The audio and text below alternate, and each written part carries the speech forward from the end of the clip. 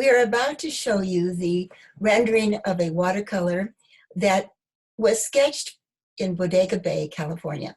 This is one of my very favorite places, and it is a quiet little harbor, just an inlet in the northern part of California, and the fishing boats are pretty much the same as they have been for the last 50, maybe even 75 years.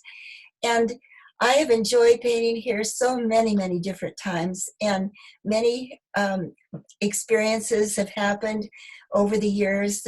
Each and every picture is a different finished product because, of course, the seals are there sometimes, and sometimes the seagulls are there, and who knows, the foghorns may interrupt the flow of the thought process. And also the sun comes in and goes out, and early morning, you can never chase the sun.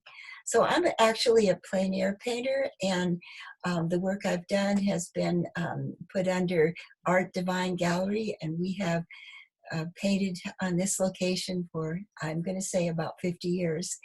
Now, this particular rendering has light, middle, and dark values. It's one of many, and it's chosen as the possible subject for today's explanation because there are lights and darks and strong posts and pillars that reflect. This is a mirror image. There's so many things in this picture that speak volumes about a good watercolor.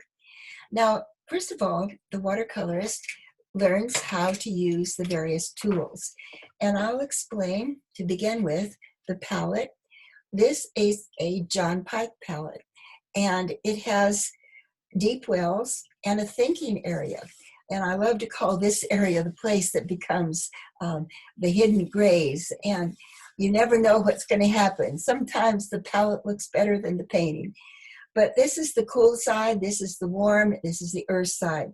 French ultramarine and cobalt and Prussian blue and viridian.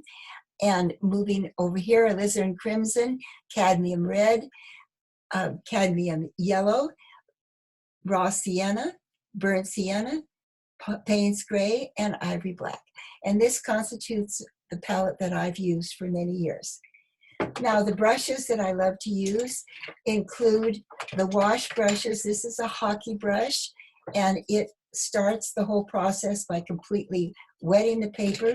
You can also use bristle brushes, and you can also use the wonderful sable brushes.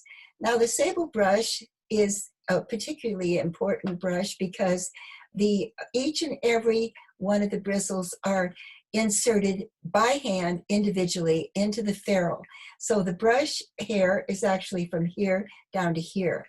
And interestingly enough, artists that work well and keep these brushes well over the years, they'll let them dry hanging in this position so that the water doesn't come into this section and loosen the bristles. So this is a wonderful brush. And this is a round and one of my very favorites. It is also a sable, and the same construction is used in the making of this brush. Now, I will proceed today by showing you something about step number one. And step number one is a really fine sketch. And I have begun doing this little fishing boat and the pillars and the dock, and I've taken a lot of time in sketching this so that I know that it's very accurate.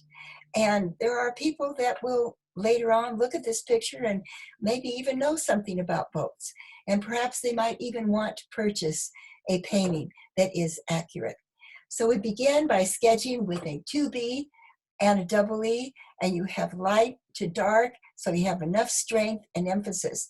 Sometimes you will put in the value sketching, so you'll know exactly where you're going.